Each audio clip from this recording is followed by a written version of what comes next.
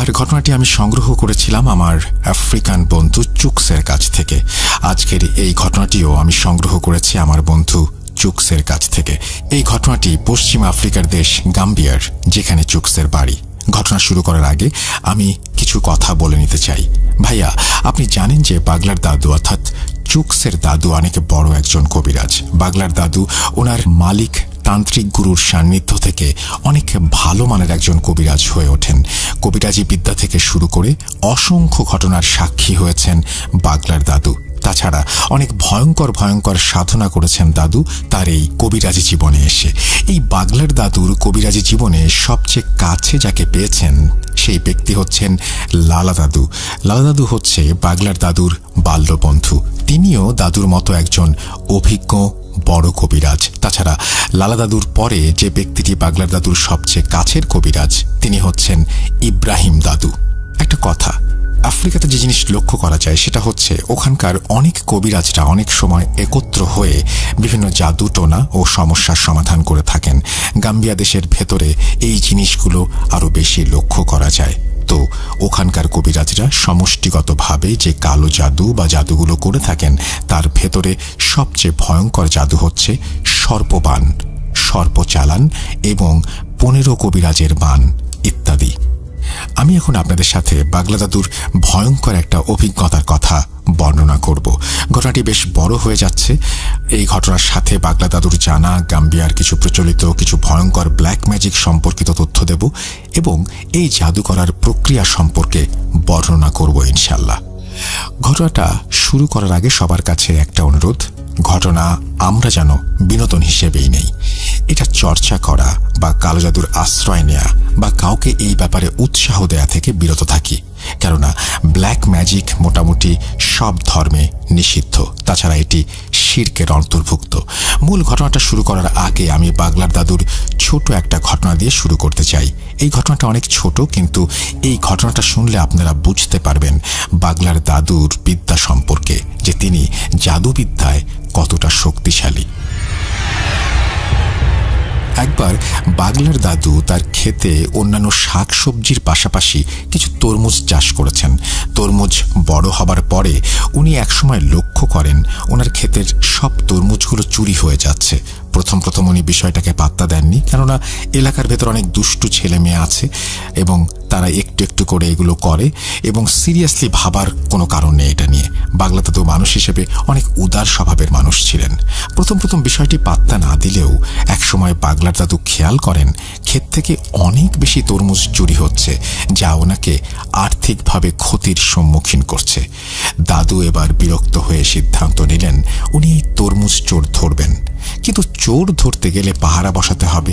এখন উনি পাহারা যে বসাবেন সেই সুযোগ ওনার নেই, কারণ সারাদিন খেতে অনেক খাটাখাটনির পাশাপাশি দিনে রাতে কবিরাজি করেন। আবার রাতে এসে ক্ষেত পাহারা দেওয়াটা অত্যন্ত দ্রূহ ব্যাপার।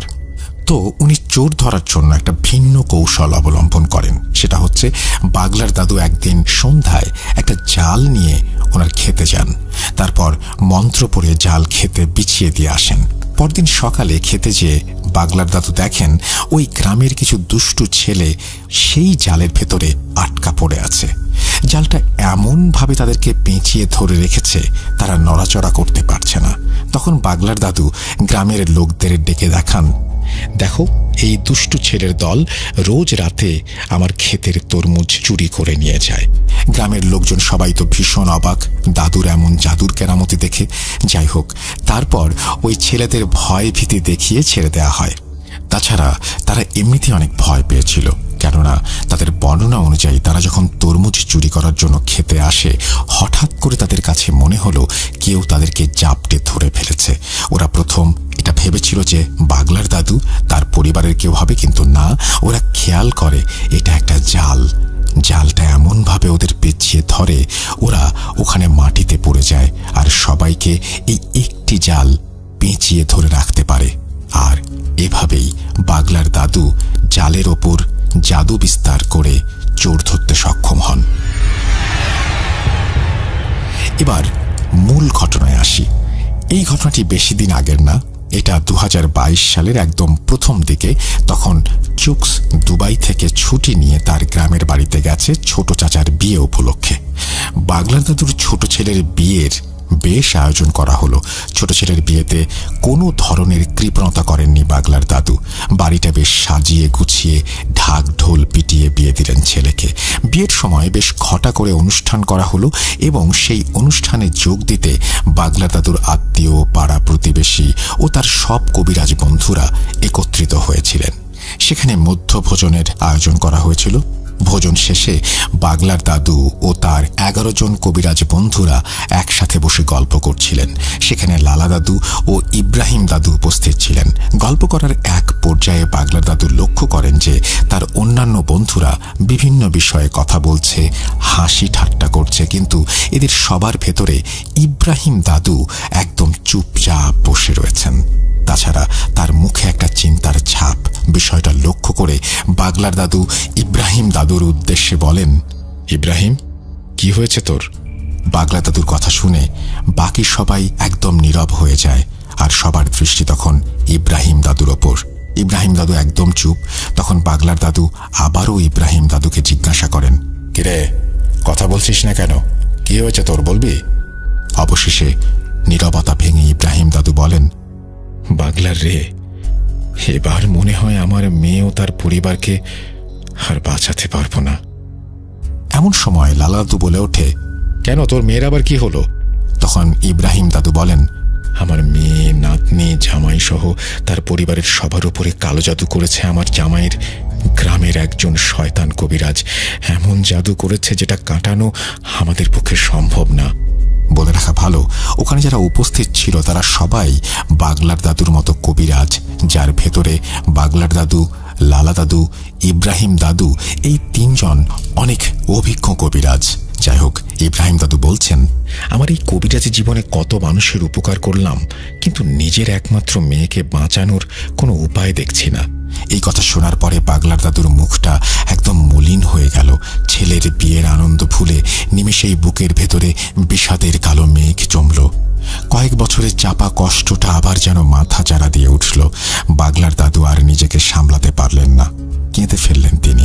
বাগলার দাদু কেন কাঁদছেন জানেন? আমি চুকসকে জিজ্ঞাসা করিনি সে কথা, সে তখন কেন কাঁদছিল, কেননা সেই মর্মান্তিক হৃদয় বিদারক ঘটনা আমি অনেক আগে শুনেছিলাম, যেখানে কুম্ভ নৃত্যকে কেন্দ্র করে বাগলা দাদুর সাথে এক কবিরাজের ঝামেলা হয়।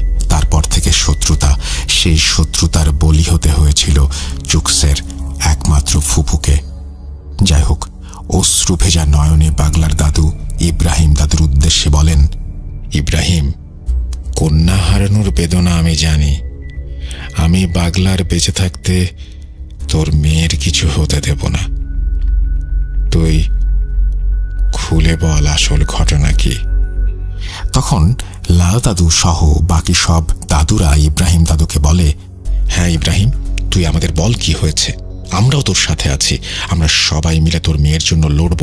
কে বান মারল তোর নাতি, তোর মেয়ে আর তার শ্বশুরবাড়ির ওপর? আমাদের খুলে বল। শুরুতে একটা বিষয় বলে রাখা ভালো, সেটা হচ্ছে গাম্বিয়া হচ্ছে একটা মুসলমান প্রধান দেশ।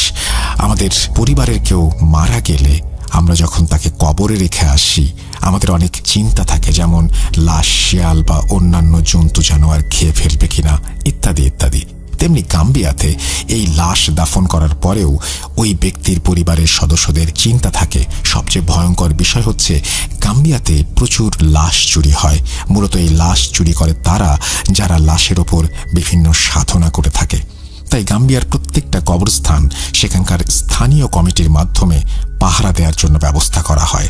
যাই হোক, ঘটনায় ফেরা যাক। বলছেন ইব্রাহিম দাদু,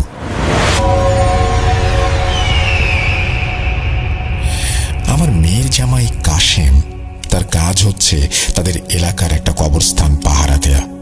এই কাজ সে অনেক দিন ধরে করছে, কখনো কোনো সমস্যা হয়নি। 2020 সালে তার গ্রামের একজনের সাথে আমার মেয়ে জামাইয়ের বেশ ভালো সম্পর্কের তৈরি হয়। ধরুন তার নাম মার্কাস।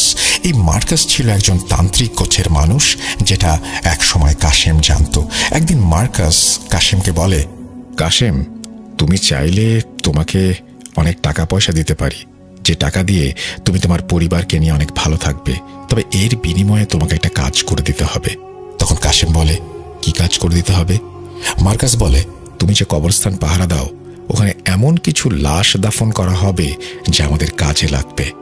আমার যখন যে লাশের প্রয়োজন হবে তখন তুমি যদি সেই লাশ আমার কাছে বিক্রি করে দাও তাহলে।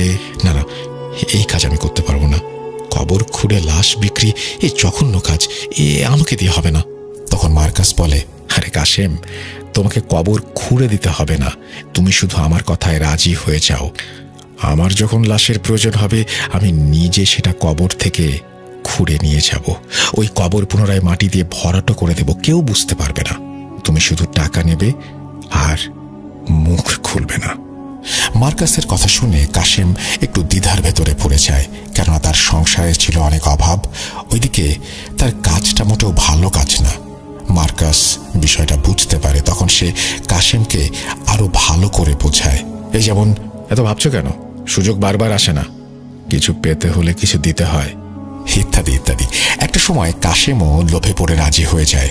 তো তারপর প্রতি মাসে সর্বোচ্চ 2 বার মার্কাস কাশেমের কাছ থেকে সদ্য দাফন হওয়া লাশ কিনতে থাকে। যেদিন মার্কাসের লাশের প্রয়োজন হয় সেদিন বিকেলে বা সন্ধ্যায় মার্কাস কাশেমকে বলে দিত আজকে রাতে সে আসবে সদ্য দাফন হওয়া কোনো একটা লাশ কবর খুঁড়ে তুলে নিতে। এটা বলে মার্কাস কাশেমকে টাকা দিয়ে দিত, আর সেদিন গভীর রাতে কবরস্থান থেকে লাশ তুলে নিয়ে যেত মার্কাস। যখন এই লাশ চুরির কাজটি করত তখন কাশেম চারপাশে লক্ষ্য রাখত যেন কেউ এদিকটায় না আসে। ওদিকে মার্কাস কবর থেকে লাশ তুলে তারপর কবরটা পুনরায় ভরাট করে দিত যাতে কেউ বুঝতে না পারে। তারপর সে লাশ নিয়ে চলে যেত। সে এই লাশের সাথে কি করত সেটা সে কখনো কাশেমকে বলেনি। এভাবে চলতে থাকে। কাশেম মার্কাসের কাছ থেকে বেশ ভালোই টাকা পেতে থাকে। বলা যায় কাশেম টাকার নেশায় ভুলে গেছে সে কত বড় পাপ করছে।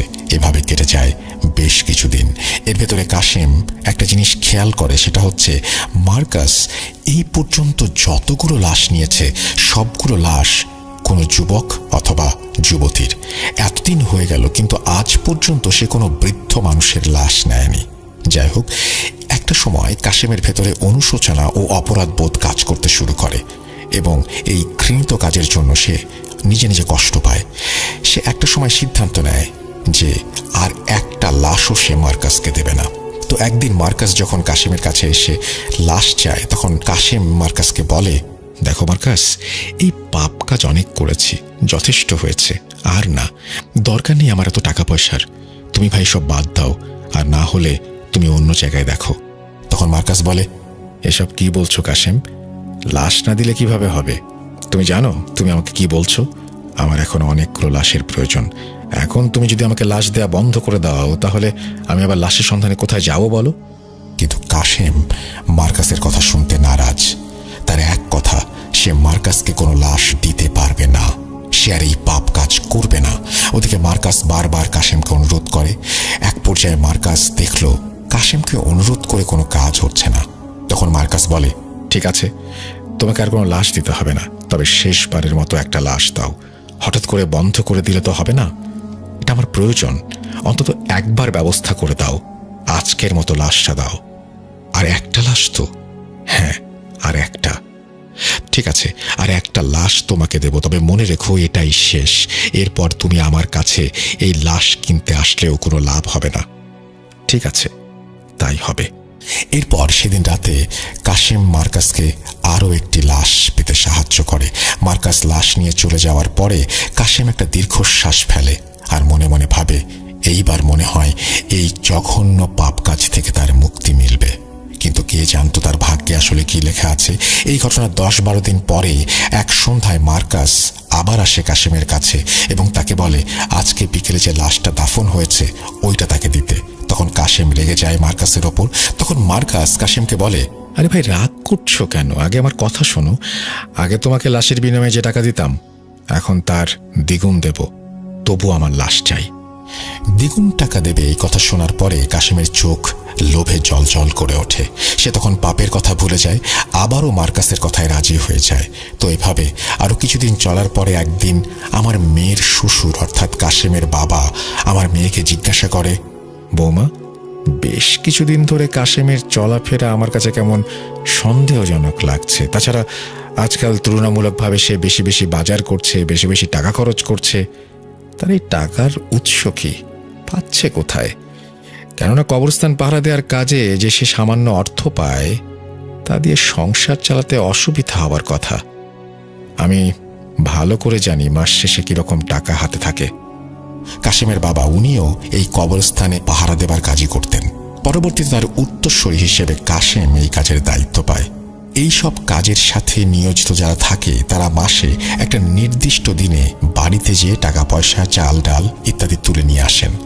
আমার মেয়ের শ্বশুর নাকি খবর পেয়েছেন যে তার ছেলে বেশ কিছুদিন ধরে ঠিকমতো কালেকশন করে না। তাদের গ্রামের 100টা পরিবার আছে, তো পাহারাদার মাসে একবার এই 100 পরিবারের কাছ থেকে চাল ডাল টাকা এগুলো নিয়ে আসে। এটাই নিয়ম, এটাই তার পারিশ্রমিক। এখন কাশেমের বাবা কোনোভাবে জানতে পেরেছেন তার ছেলে বেশ কিছুদিন ধরে এই সামান্য কিছু বাড়ি থেকে এইগুলো সংগ্রহ করে এবং অধিকাংশ বাড়িতে সে যায় না। এটাই হচ্ছে সন্দেহের মূল কারণ। কেননা এই সকল বাড়িগুলো থেকে যদি সে টাকা না তোলে বা যে সামান্য টাকা সে তুলছে সেটা দিয়ে তার চলার কথা না। সে অন্য কোনো কাজ বা ব্যবসাও করে না। যাই হোক, শ্বশুর বলছেন, বৌমা, আমাকে বলো তো কাশেম আজকাল কোথায় যায়, কি করে? সে কি অন্য কোনো কাজ করছে এটার পাশাপাশি? তখন আমার মেয়ে বলে, বাবা, আমিও আপনার ছেলেকে জিজ্ঞাসা করেছি তার এই আয়ের উৎস কি। তখন সে আমার কথা এড়িয়ে গেছে আর আমাকে ধমক দিয়ে বলেছে, তুমি এসব জেনে কি করবে? তারপর আমি তাকে আর কোনো কিছু জিজ্ঞাসা করিনি। তখন আমার মেয়ের শ্বশুর বলে, নিশ্চয়ই সে কিছু একটা করছে। সে তো আর আশ্চর্য প্রদীপ পায়নি যে খসলেই দত্ত বেরিয়ে এসে টাকা দেবে। এই বলে কাশেমের বাবা চলে যান, কিন্তু তার মন কিছুতেই মানছে না। তিনি নানান চিন্তা করতে থাকেন ছেলেকে নিয়ে। যাই হোক, পরদিন কাশেম বাড়িতে এলে কাশেমের বাবা কাশেমকে ডাকে এবং তার কাছে জিজ্ঞাসা করে এত টাকা পয়সা সে কোথায় পাচ্ছে। কাশেম তার বাবাকেও কোনো কথার উত্তর দেয় না। ছেলের এমন আচরণে কষ্ট পান বাবা। এরপর তিনি সিদ্ধান্ত নেন কাশেমের ওপরে নজর রাখবেন। যেভাবে সেই কাজ, তিনি কাশেমের ওপর নজরদারি করতে থাকেন। বেশ কিছুদিন ধরে তিনি একটা জিনিস লক্ষ্য করছেন, সেটা হচ্ছে কাশেম যেদিন বাড়িতে বাজার সদাই করে নিয়ে আসে তার আগের দিন সে তার স্ত্রীকে বলে, আজকে আমার একটু কাজ আছে, আমি আগামীকাল সকালে বাড়ি ফিরব, তোমরা সাবধানে থেকো। এই বলে সে সন্ধ্যার আগে বাড়ি থেকে বেরিয়ে যায়, যেটা সন্দেহজনক। কেননা অন্যান্য সব দিনে সে বাড়ি থেকে বের হয় এশার নামাজের পরে খাবার খেয়ে। তো একদিন কাশেম বিকেলে বাড়ি থেকে বেরিয়ে গেলে বাবা আমার মেয়ের কাছে আসে এবং জিজ্ঞেস করে, বৌমা, কাশেম এখন কোথায় গেল? তোমাকে কিছু বলে গেছে? আমার মেয়ে উত্তর দেয়, হ্যাঁ বাবা, সে বলেছে তার একটা কাজ আছে, কাজ শেষ করে সে ডিউটিতে যাবে, কবরস্থান পাহারা দেবে, আগামীকাল সকালে বাড়ি আসবে। কাশেমের বাবা তখন নিশ্চিত হলেন, কেননা সে অন্য কোনো কাজে বাড়ি থেকে বের হতে পারে। তাহলে আজকে তার ছেলে সেই কাজে বের হয়েছে যেটা সে এতদিন ধরে করে আসছে। কাশেমের বাবা তখন সিদ্ধান্ত নিলেন তিনি আজকে দেখবেন কাশেম কি করে, তার উপরে নজর রাখবেন। তিনি কাল বিলম্ব না করে দ্রুত হাঁটা শুরু করলেন। হাঁটতে হাঁটতে একসময় তিনি লক্ষ্য করলেন বেশ কিছু দূরে কাশেমকে দেখা যাচ্ছে। বেশ কিছুক্ষণ হাঁটার পরে কাশেম একটা জায়গায় এসে থেমে গেলেন। তার পকেট থেকে ফোন বের করলেন, তারপর কাকে যেন কল করলেন। ওদিকে কাশেমের বাবা ছেলেকে দাঁড়িয়ে থাকতে দেখে নিজেকে আড়াল করে ফেললেন আর ছেলে কি করে সেটা দূর থেকে দেখতে লাগলেন। যাই হোক, কল করার 10 মিনিট পরে একটা লোক আসলো কাশেমের কাছে। তারপর কাশেমের সাথে কিছু কথা বলে কিছু টাকা পয়সা দিয়ে লোকটা চলে গেল।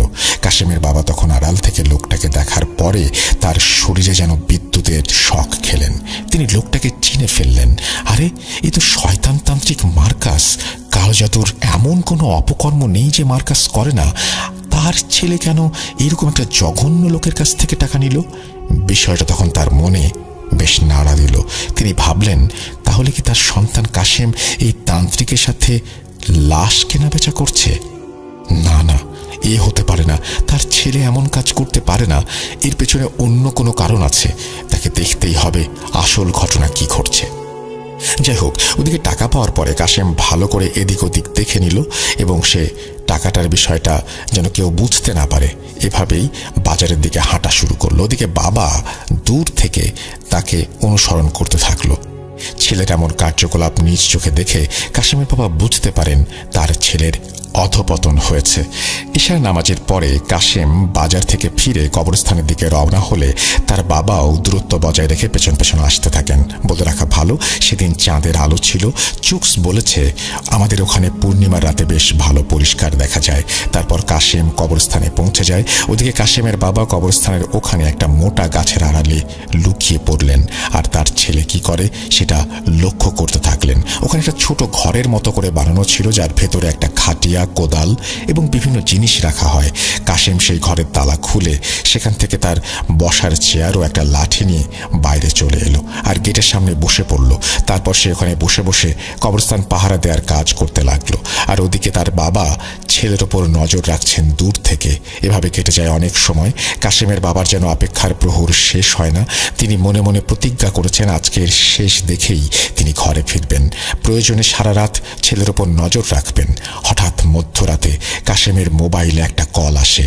কাশেম মোবাইলে 1 মিনিটেরও কম সময় কথা বলে ফোনটা রেখে দেয়। তার ঠিক 5-7 মিনিট পর কাশেমের বাবা খেয়াল করেন মার্কাস এসেছে কাশেমের কাছে, এবং তারা দুজন এদিক ওদিক দেখে সরাসরি চলে যায় সেই নতুন কবরটার কাছে, যেটাতে আজকে বিকেলে একটা লাশকে দাফন করা হয়েছে। কাশেমের বাবার আর বুঝতে বাকি রইল না কি হচ্ছে, কি করছে তার ছেলে। সে নিজের চোখকে বিশ্বাস করতে পারছে না। তার ছেলে এমন জঘন্য কাজ করতে পারে সেটা তিনি নিজের চোখে দেখবেন কিছুতেই মেনে নিতে পারছেন না। ওনার ইচ্ছে করছে এখনই একটা লাঠি দিয়ে দুইজনকে পিটিয়ে ওইখানেই মেরে ফেলতে, কিন্তু উনি অনেক কষ্টে নিজেকে সংযত রাখলেন। একটা সময় মার্কাস কবর খোঁড়া শুরু করে। খুব দ্রুত কবর খুঁড়ছে সে। লাশটাকে কবর থেকে বের করে কবরটাকে আবারও আগের মতো করে গুছিয়ে রাখে। কেউ বুঝতে পারে না কবরটা খোঁড়া হয়েছিল। তারপর সে কাশেমের কাছে গিয়ে ফিস ফিস করে কিছু একটা বলে এবং কথা শেষ করে লাশটাকে কাঁধে নিয়ে হাঁটা শুরু করে। ওদিকে কাশেমের বাবা মার্কাসের পেছন পেছন যেতে থাকে খুব সাবধানে, যেন মার্কাস কিছুতেই বুঝতে না পারে। তারপর নির্জন জায়গায় এসে মার্কাস থেমে যায় আর লাশটা কাঁধ থেকে নামিয়ে মাটিতে রাখে। কাশেমের বাবা লুকিয়ে সব দেখছে। তারপর সে লাশটাকে নিয়ে কি করেছিল সেই ব্যাপারগুলো আমি এড়িয়ে যাচ্ছি। এর কিছুক্ষণ পরেই দুটো ভয়ঙ্কর প্রাণী সেখানে আসে। তাদের দেখে কাশেমের বাবার গলা শুকিয়ে যায়। তিনি দেখেন ওই দুটোর দেহ কাঠামো অনেকটা গরিলাদের মতো এবং মুখ হচ্ছে অনেকটা সূচালো, মুখ ভর্তি দাঁত। আরো ভয়ঙ্কর বিষয় হচ্ছে ওই দুটো প্রাণীর কোনো নাক নেই, পুরোটাই মুখ এবং মুখের জায়গা জুড়ে বিশাল এক গাল। চোখ দুটো জ্বলন্ত আগুনের মতো টকটক করছে আর হাত ভর্তি নখ, গায়ের রং কুচকুচে কালো। কাশেমের বাবা বুঝতে পারেন এইটা কোনো সাধারণ প্রাণী না, নিশ্চয়ই এ দুটো কোনো বদজিন। এভাবে ভাবতে ভাবতে তিনি খেয়াল করেন যে মার্কাস সেখান থেকে উঠে একটু সরে দাঁড়ালো।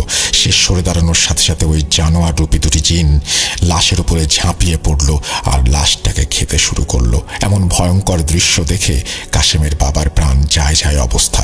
উনি আর সহ্য করতে পারলেন না। পেছন ফিরে ওই জায়গা থেকে একটু দূরত্বে এসে এক দৌড় দিয়ে তিনি চলে গেলেন কাশেমের কাছে, সেই কবরস্থানে যেখানে কাশেম ডিউটি করছে। তিনি সেখানে পৌঁছেই বমি করে দিলেন। এদিকে কাশেম হঠাৎ করে বাবাকে এমন অবস্থায় দেখে ভূত দেখার মতো চমকে উঠল। সে একদম কিংকর্তব্য বিমূঢ়। একটা সময় তার ঘোর কাটে এবং সে বাবাকে ধরে ফেলে, কেননা তার বাবা বেশ অসুস্থ হয়ে পড়েছেন। কাশেম তার বাবাকে জিজ্ঞাসা করে, বাবা, এত রাতে তুমি এখানে কিভাবে এলে আর কি হয়েছে তোমার? তখন বাবা তাকে বলেন, ওরে পাপী, তোর স্থান জাহান্নামে হবে। এটা তুই কি করছিস? আমার ভাবতেও ঘৃণা হয় আমার সন্তান এরকম জঘন্য কাজ করতে পারে। একথা শোনার পর কাশেম বেশ ঘাবড়ে যায়। সে কিছু বলে ওঠার আগে বাবা আবার বলে, আজকে সন্ধ্যা থেকে তুই যা যা করেছিস তার সব আমি জানি, এই নিজের চোখে দেখেছি। তুই জানিস তুই যে লাশটা মার্কাসকে দিলি সেটা নিয়ে সে কি করেছে? বকাঝকা চলতেই থাকে। এক পর্যায়ে তিনি ছেলেকে বোঝান এটা অনেক বড় পাপ কাজ, এখান থেকে ফিরে আসতে হবে তাকে। এরপর কাশেম তার ভুল বুঝতে পারে এবং বাবার কাছে ক্ষমা চায় আর প্রতিজ্ঞা করে জীবনে এমন কাজ আর সে করবে না। তখন তার বাবা বলে, আমি বুঝতে পেরেছিলাম তুই কোনো একটা অন্যায় কাজের সাথে নিজেকে জড়িয়ে ফেলেছিস। তারপর থেকে তোকে নজরে নজরে রাখছি। আজকে যদি আমি ছাড়া তো এই কর্মকাণ্ড অন্য কেউ দেখে ফেলতো তাহলে কি হতো বলতো? নির্ঘাত মৃত্যু। বাবা হিসেবে আমি এটা চাই না তুই কোনো খারাপ কাজ করিস, তোর সাথে খারাপ কিছু ঘটুক। তখন কাশেম বুঝতে পারে বাবা তাকে কাশেম বাবাকে বলে, আজকের পর থেকে তুমি আমাকে যা বলবে আমি তাই শুনব। তুমি আমাকে বাঁচাও বাবা। বাবা বলেন, তুই মার্কাসকে বলবি তুই আর এই পাপ কাজ করবি না। সে যত লোভ লালসা দিক না কেন, তুই তার কথা শুনবি না। কাশেম রাজি হয়ে যায় এবং সে বলে তার কাছ থেকে একটি লাশও আর মার্কাসের কাছে যাবে না, কারো কাছেই না। সে এটাও বলবে যে তাদের ব্যাপারটা শুধুমাত্র বাবা জেনেছে, গ্রামবাসীরা জানলে হয়তো দুজনকেই মেরে ফেলবে। ওদিকে মার্কাস কোনো কথা শুনতে নারাজ। সবকিছু বলার পরে সে বেঁকে বসল। যে করেই হোক না কেন, যে কোনো উপায়ে তার লাশ চাই, তাকে লাশ নিতেই হবে। এই নিয়ে তাদের ভেতরে তুমুল ঝগড়া হয়। এক পর্যায়ে মার্কাস কাশেমকে হুমকি দিতে থাকে এবং বলে যে তুমি যদি আমার কথা না শোনো তাহলে পুরো পরিবার নিয়ে তুমি বিপদে পড়বে। একসময় দুজনের হাতাহাতি মারামারিও হয় এবং কাশেম ছিল শক্তিশালী, সেজন্য মার্কাস বেশি মার খায় এবং তার একটা হাতও ভেঙে যায়। মারামারি চলাকালীন সময়ে গ্রামের কিছু লোক এসে তাদের মারামারি ঠেকিয়ে শান্ত করে এবং জিজ্ঞাসা করে তারা কেন মারামারি করছে। তখন দুজনেই বিষয়টা এড়িয়ে যায়। পরবর্তীতে লাশ না দিতে পারার কারণে মার্কাস কাশেমের পুরো পরিবারের ওপরে কালো জাদু করে। এমনকি আমার মেয়ে ও নাতনিকেও ছাড়েনি এই শয়তান তান্ত্রিক। বাগলা দাদু ইব্রাহিম দাদুকে জিজ্ঞাসা করে, মার্কাস কিভাবে, মানে কি জাদু করেছে তোর মেয়ের সাথে? তখন ইব্রাহিম দাদু বলে, লাশের জাদু। লাশের জাদু কথাটা শুনে উপস্থিত সব দাদুরা বলে ওঠে, কি লাশের জাদু? এই যে লাশের জাদু, সেই বিষয়ে একটু পরে আসছি।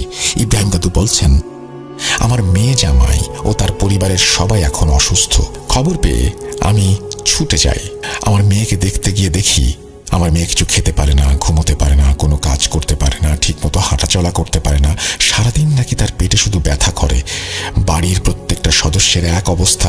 আমি কাশেমের বাবার কাছে জিজ্ঞাসা করি, বেয়াই কি হলো এসব? কাশেম আমাকে সব কথা খুলে বলে। সব শুনে আমি কাশেমের সাথে অনেক রাগারাগিও করি, কিন্তু রাগারাগি করে তার কোনো সমাধান হবে না। তারপর আমি সবাইকে প্রতিশ্রুতি দেই যে আমি প্রাথমিকভাবে কিছু চিকিৎসা করবো, যেমন পানি পড়া দেয়া, এই সমস্ত কিছু আমি দিয়ে চলে আসি। আসার সময় তাদের বলে আসি আমি খুব শীঘ্রই একটা সমাধান করে ফেলবো ইনশাল্লাহ।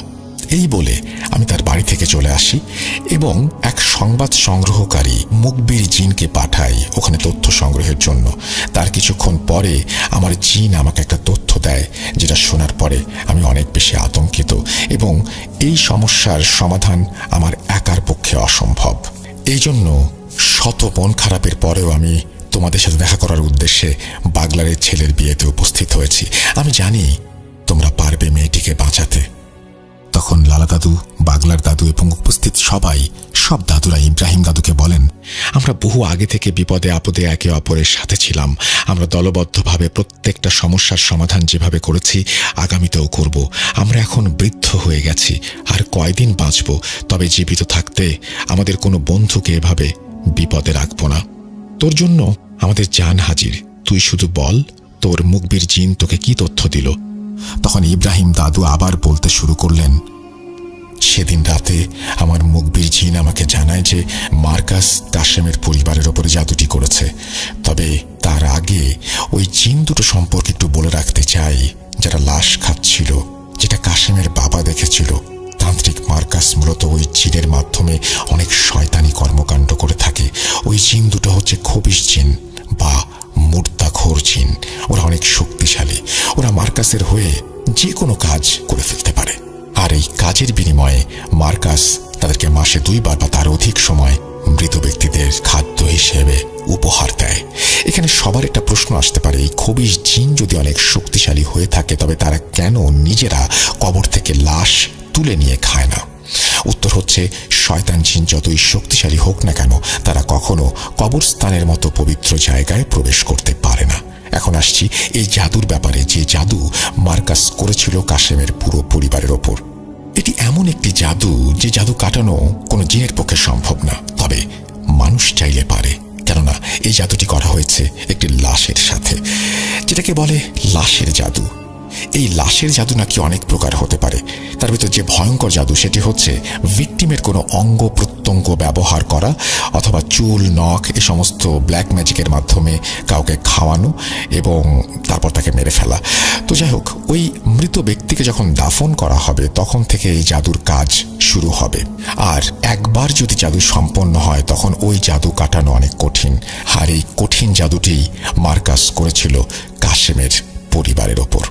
মার্কাস প্রথমে তার পালিত জিনের মাধ্যমে কাশেমের পরিবারের সবার মাথার চুল অথবা নখ সংগ্রহ করে। তারপর সে একজনকে এই চুল খাওয়াতে সক্ষম হয় এবং ওই চুল খাওয়ানো ব্যক্তিটিকে কালো জাদু করে মেরে ফেলতেও সক্ষম হয়। তারপর ওই ব্যক্তিকে যখন দাফন করা হয়েছে তখন থেকে কাশেমের পরিবারের ওপরে জাদুর কাজ শুরু হয়ে গেছে। এখন এই জাদুর প্রভাবে সবাই ধীরে ধীরে অসুস্থ হয়ে মারা যাবে।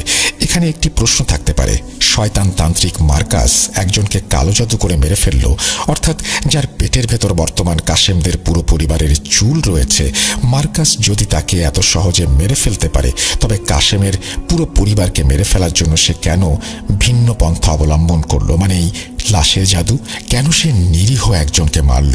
সে তাকে না মেরে সরাসরি কাশেমের পুরো পরিবারকে শেষ করে দিলেই পারত। উত্তর হচ্ছে এটা অসম্ভব। কিভাবে সেটা বলছি। মার্কাস হচ্ছে একজন তান্ত্রিক বা কবিরাজ, সেই সুবাদে তার কাছে অনেক মানুষ যায় বিভিন্ন কাজের জন্য। তো এই চালাক মার্কাস একজনকে নির্বাচন করেন এবং তাকে ভুল বুঝিয়ে তার ইচ্ছাতেই প্রথমে তাকে এই চুল খাওয়ানো হয়।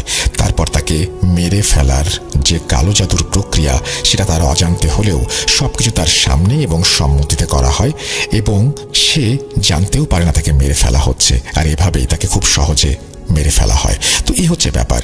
এভাবেই মার্কাস কাশেমের পুরো পরিবারের ওপরে জাদু করেছিল, যেটা কাটাতে হলে ওই লাশটাকে তুলে তার পেট কেটে সেই চুল বের করে নিয়ে আসতে হবে, যে কাজটি অসম্ভব। কেননা এই কাজটি করতে গেলে সামাজিকভাবে সবার বাধার সম্মুখীন হতে হবে এবং জিনের পক্ষে কবরস্থানে ঢুকে এই কাজ করা অসম্ভব। এখন এই সমস্যার সমাধান কিভাবে করব আমার মাথায় কিছুই আসছে না। ইব্রাহিম দাদু থামলেন। পুরো ঘটনা শুনে উপস্থিত দাদুরা সবাই ইব্রাহিম দাদুকে বললেন, বিষয়টা আসলে অনেক জটিল, তবে নিশ্চয়ই এর কোনো না কোনো সমাধান আছে, আমাদের একটু ভাবতে হবে। তখন লালা দাদু বাগলা দাদুর উদ্দেশ্যে বললেন, বাগলার, তুই হয়তো ভুলে গেছিস একটি প্রক্রিয়ার মাধ্যমে এই সমস্যার সমাধান করা সম্ভব। লালা দাদুর মুখে এই কথা শুনে উপস্থিত সবাই অতি উৎসাহিত হয়ে পড়ে। তুই কি বলতে চাইছিস লালা? কি সেই প্রক্রিয়া? তখন লালা দাদু বলে, 15 কবিরাজের জাদু ও বান। তখন পাগলা দাদু বলেন, আরে এটা তো মাথায় ছিল না, কিন্তু এই জাদু করা তো অনেক কঠিন। তাছাড়া এই জাদু সম্পূর্ণ করতে 15 জন কবিরাজের প্রয়োজন, পাশাপাশি অনেক কিছু লাগবে। এই যেমন লোহার খাঁচা, একটা কালো বেড়াল, মানুষের মাথার খুলি, আরো কত কি। যাই হোক, আমরা এখানে 12 জন আছি আর 3 জন অভিজ্ঞ কবিরাজকে নিয়ে চলো আগামীকাল সন্ধ্যায় আমার বাড়িতে। এই 15 জন কবিরাজের বান ও জাদুর কাজ শুরু করি। বাগলার দাদুর প্রস্তাবে সবাই রাজি হয়ে যায়। তারপর বাগলার দাদু তার একজন কবিরাজ বন্ধুকে বলে দেন যে সে 3 জন কবিরাজকে খবর দিতে পারবে কিনা। সে জানায় পারবে। দাদু বলেন তিনি যেন বাগলার দাদুর কথা বলেন এবং কাকে কাকে কি জোগাড় করতে হবে সেটাও তিনি বলে দেন। এরপর বাগলার দাদু ইব্রাহিম দাদুর কাঁধে হাত রেখে বলেন, ইব্রাহিম, তুই এখন নিশ্চিন্তে আমার ছেলের বিয়ের অনুষ্ঠান উপভোগ কর। চিন্তা করিস না, আমরা বেঁচে থাকতে তোর মেয়ে আর তোর নাতিদের কিছু হবে না। তারপর বিয়ের বাকি অনুষ্ঠান সম্পন্ন করে যে যার মতো বাড়ি চলে যায়। পরের দিন বিকেলের ভেতরে সবকিছুর আয়োজন করে সবাই বাগলার দাদুর বাড়িতে চলে আসে। এই 12 জনের সাথে যোগ দেয় আরো 3 জন অভিজ্ঞ কবিরাজ। এই 15 জন কবিরাজের সর্দার হয় বাগলার দাদু, কারণ তিনি সার্বিক বিবেচনায় সবচেয়ে অভিজ্ঞ। বাগলার দাদু সহ এই 15 জন কবিরাজের ভেতরে মুসলিম, খ্রিস্টান ও বুনো ধর্ম অবলম্বী মানুষ থাকলেও তারা সবাই ছিল জোলা জাতি। এই জোলা জাতির ভেতরে একটা প্রচলিত জাদু হচ্ছে এই 15 জন কবিরাজের জাদু ও বান। এই জাদু সম্পর্কে আরো বিষয় সামনে জানা যাবে। তো বাগলা দাদুকে সর্দার বানানো হয়। প্রথমে বাগলার দাদু কালো বিড়ালটাকে একটা ছোট লোহার খাঁচার ভেতরে মন্ত্র পড়ে তালাবন্দি করে ফেলে। তারপর উঠোনের মাঝ বরাবর ওই বিড়াল সহ খাঁচাটা রাখে এবং সেই খাঁচার উপরে একটা প্লেট রেখে সেই প্লেটের উপরে মানুষের মাথার খুলিটি তিনি রাখেন।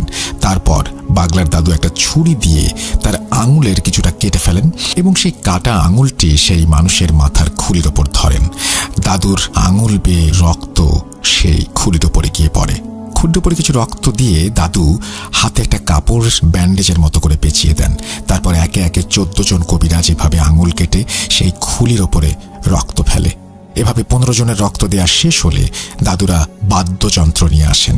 পাগলা দাদু খাঁচাটা সামনে রেখে উঠোনে বসে পড়েন, আর বাকি 14 জন কবিরাজ 7 জন করে 2টি লাইনে বসে পড়েন। ধরেন খাঁচাটা উঠোনের মাঝ বরাবর আছে।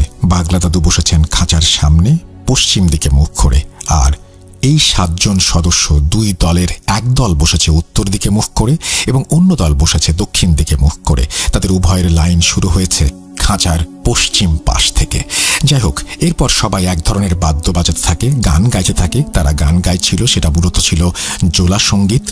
একটা কথা বলে রাখা ভালো, আমার পূর্বের ঘটনা আফ্রিকার কালো জাদু, যেখানে দেখা যায় নাইজেরিয়ার কবিরাজ সুরেলা কণ্ঠে গান গাইছে, সেই একই কাজ গাম্বিয়ার কবিরাজরাও করছে। আমি চুকসকে জিজ্ঞাসা করেছিলাম এই গান গাওয়ার কারণ কি, আর আফ্রিকার সব দেশে কি এভাবেই জাদু করা হয়ে থাকে? চুকস যে উত্তরটা দিয়েছিল সেটা হলো, হ্যাঁ, এই আফ্রিকার প্রায় দেশের জাদু করার পদ্ধতি সমষ্টিগতভাবে, জাতিগতভাবে কোনো অনুষ্ঠান ও জাদুটনা করা থাকলে তারা গান বাজনার মাধ্যমেই সেটা করে থাকে। তাছাড়া অনেক সামাজিক ও ধর্মীয় অনুষ্ঠানগুলোতেও এই গান বাজনার আয়োজন করা হয়। যাই হোক, ঘটনায় ফিরে আসা যাক। পাগলার দাদু সহ সবাই তখন সুরেলা কণ্ঠে গান গাইছেন। মজার বিষয় হচ্ছে, পাগলার দাদু এক লাইন গাচ্ছেন, সেটা শেষ হওয়ার পরে বাকিরা বাকি অংশটুকু গাচ্ছেন। এই গান চলে প্রায় ঘণ্টাখানেক। ততক্ষণে সূর্য ডুবে গেছে। সূর্য ডোবার পরে গান বাজনা শেষ করে ওনারা 15 জন কবিরাজ জাদু ও বানের প্রথম ধাপ শেষ করেন। এরপর দ্বিতীয় ধাপের জন্য প্রস্তুতি নিচ্ছেন সবাই। দ্বিতীয় ধাপে পাগলার দাদু ওই খাঁচার 2 পাশে কিছু আগরবাতি অথবা ওই ধরনের কিছু সুগন্ধি জ্বালিয়ে দেন। তারপর সব কবিরাজরা খাঁচাকে কেন্দ্র করে গোল হয়ে বসেন এবং একটা জায়গা ফাঁকা রাখেন। পাগলা দাদু বসলেন সব কবিরাজদের মাঝখানে, যে জায়গাটি ফাঁকা রাখা হয়েছিল। কিভাবে সেটা বলছি। ধরুন, এই লোহার খাঁচার পাশে গোল করে সমান দূরত্বে 16টা টুল রাখা হয়। প্রত্যেকটা টুলের নাম্বার আছে। এখন হিসাব অনুযায়ী 16 নাম্বার টুল থাকবে 1 নাম্বারের পাশে। তখন 16 নাম্বার টুল সরিয়ে নেওয়া হলে 1 নাম্বার এবং 15 নাম্বার টুলের দূরত্ব দ্বিগুণ হয়ে যায় বাকি টুলের তুলনায়। ওইটা হচ্ছে ফাঁকা জায়গা। এদিকে 8 নাম্বার টুলটা একদম মাঝে বসেছে। ওই 8 নাম্বার টুলের ওপরে পাগলার দাদু বসেছেন। এখন পাগলার দাদুর ডান পাশে 7 জন কবিরাজ এবং বাম পাশে 7 জন কবিরাজ, আর সামনে বিড়াল বন্দি লোহার খাঁচা আর সেই রক্তমাখা মাথার খুলি। আশা করি পজিশনটা সবাই বুঝতে পেরেছেন। আমার মনে হয় না বুঝলেও অসুবিধে নেই। যাই হোক, এরপর শুরু হয় মন্ত্র। প্রথমে পাগলা দাদু মন্ত্র পাঠ করেন। মন্ত্র পড়া শেষ হলে 1 ও 7 নাম্বারের ভেতর থেকে মন্ত্র পড়া শুরু হয়। তার মন্ত্র শেষ হলে আবার 9 ও 15 জনকে সেই মন্ত্র পাঠ করতে হয়। এভাবে একবার দাদু, তারপর ডান পক্ষের এবং তারপরে বাম পক্ষের সবাই এভাবে পড়তে থাকেন এবং এই রিচুয়াল চলতে থাকে। এবং খাঁচার ভেতরে তখন সেই বেড়ালটা ভয়ঙ্কর হুঙ্কার দিতে থাকে এবং ছটফট করতে থাকে। ওদিকে সবাই মিলে মন্ত্র পড়েই যাচ্ছে। একটা পর্যায়ে বিড়ালটা খাঁচার তালা ভেঙে বের হয়ে ওই ফাঁকা জায়গা দিয়ে এক দৌড় দিয়ে পাগলার দাদুর ছোট ঘরটায় চলে যায়। ছোট ঘর বলতে আপনারা নিশ্চয়ই জানেন যে আফ্রিকার কবিরাজদের একটা আলাদা ঘর থাকে ছোট, যেটাতে তারা কবিরাজি চর্চা করে থাকে এবং ঘরটা বানানো হয় গোল করে, অনেকটা কুড়ে ঘরের মতো। যাই হোক, দাদুরা কিন্তু দেখছেন বেড়ালটা বের হয়ে চলে গেল। একটা জিনিস খেয়াল করেন, এই বেড়ালের শরীরে কতটুকু শক্তি থাকতে পারে সেটা আমাদের সবার জানা প্রয়োজন। একটা বিড়ালের পক্ষে একটা লোহার খাঁচা ভেঙে সেখান থেকে চলে যাওয়া সাধারণ বিষয়? হ্যাঁ, এটাই হয়েছিল, কারণ এটাই জাদুবিদ্যা। বিড়ালটা চলে যাওয়ার পরে দাদুরা উচ্চ স্বরে মন্ত্র পড়তে থাকেন। এমন সময় চারপাশে প্রচণ্ড ঝোড়ো বাতাস শুরু হয়ে যায়। এটা হচ্ছে জিন আসার পূর্ব মুহূর্ত। সবাই মন্ত্র পড়তে থাকে এবং দেখে যে উপরে বিশাল একখণ্ড মেঘ আস্তে আস্তে নিচের দিকে নামছে। মনে হচ্ছে কোনো একটা দৈত্য দানব মেঘের উপরে ভেসে ভেসে আসছে এবং সে নিচের দিকে নামছে। এমন দৃশ্য দেখার সাথে সাথে ভয়ে যে কারো অবস্থা খারাপ হয়ে যাওয়ার কথা। সবাই ছিল 80 বছরেরও বেশি বয়স্ক এবং অভিজ্ঞ কবিরাজ। তারা তাদের এই কবিরাজি জীবনে এরকম অনেক ভয়ঙ্কর ঘটনা দেখেছে, তাই তাদের উপরে এগুলো কোনো প্রভাব ফেলেনি। আস্তে আস্তে সেই জমাট বাঁধা কালো মেঘ নিচে নামতে থাকে এবং একদম নিচে চলে আসে। হাসি শোনা যাচ্ছিল আগে থেকেই, শুধু শব্দটা ধীরে ধীরে প্রকট হচ্ছে। একটা সময় কাছে চলে আসে সেই জমাট বাঁধা মেঘ এবং সেটা থেমে যায়, হাসিও থেমে যায়। হঠাৎ সেখান থেকে বিশাল লম্বা দুটো হাত বাগলার দাদুর দিকে এগিয়ে আসতে থাকে এবং যেখানে খাঁচা ছিল সেই জায়গায় এসে হাতগুলো থেমে যায়। হাতগুলো দেখতে নাকি মানুষের হাতের মতো হলেও আকারে অনেক বড়। তখন বাগলা দাদু সেই রক্তমাখা খুলিটা হাতের ওপরে দিলে সেই হাত নিয়ে যায় এবং জমাট বাঁধা মেঘের মধ্যে আবারও মিলিয়ে যায়। তারপর সবাই লক্ষ্য করে ওইখান থেকে একটা আলো এসে বাগলার দাদুর ছোট ঘরে প্রবেশ করলো এবং সাথে সাথে ওখানে থাকা বিড়ালটা একটা চিৎকার দিয়ে ওঠে। তার কিছুক্ষণ পর ওই ঘর থেকে একটা গম্ভীর কণ্ঠে দাদুকে কেউ ডাক দেয়, বাগলার। ডাক শুনে বাগলার দাদু এক মুহূর্ত বিলম্ব না করে সেখানে চলে যান। তারপর বাগলার দাদু ওই ঘরে থাকা জিনদের সাথে বেশ কিছুক্ষণ কথা বলেন।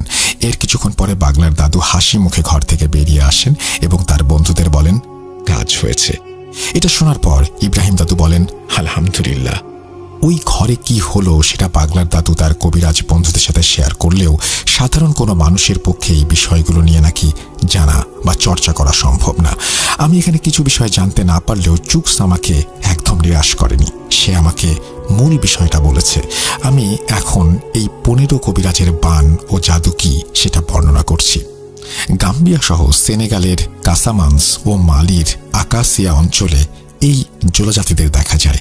তো এই জোলা জাতিদের ভেতরে বিভিন্ন ধর্মের মানুষ থাকলেও তারা জাতিগতভাবে কিছু সামাজিক আচার অনুষ্ঠান করে থাকে, যার ভেতরে কুম্প নৃত্য অন্যতম। তাছাড়া বিশ্বাস করে তারা যে তাদেরকে বিপদ থেকে রক্ষা করার জন্য অসীম শক্তিধর জিন রয়েছে, যার ভেতরে একজন হচ্ছে মাহু।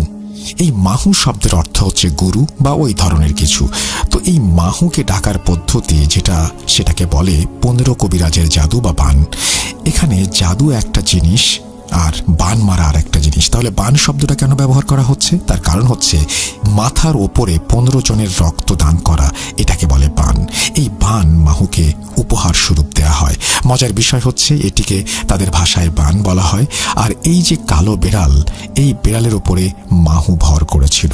মাহু যখন এখানে আসলো তার আগে সে দূর থেকে প্রভাব খাটিয়ে বেড়ালটাকে খাঁচা থেকে মুক্ত করে। এখন প্রশ্ন উঠতে পারে, কেন খাঁচা বন্দি করে রাখা হলো বেড়ালটাকে? উত্তর হচ্ছে, এই রিচুয়াল ঠিকঠাক মতো সম্পন্ন হলে ওই খাঁচার তালা কোনো অদৃশ্য শক্তি অর্থাৎ মাহু নিজে খুলে দেবে, আর তখন বুঝতে হবে এই রিচুয়ালটা ঠিকঠাক মতো হয়েছে। বিড়ালটাকে সে মুক্ত করে বাগলার দাদুর ছোট ঘরে নিয়ে যায়। মূলত ওই বিড়ালটা তখন সম্পূর্ণ মাহুর নিয়ন্ত্রণে ছিল। মেঘের ভেতর থেকে যে দুটো হাত বেরিয়ে এসেছিল, ওই দুটো হাত ছিল মাহুর। ওপর থেকে মাহুর সর্বপ্রথম নজর পড়ে ওই বানের ওপর এবং হাত বাড়িয়ে 15 কবিরাজের বান গ্রহণ করে সে। তারপরে সে কাজ হয়ে যায়।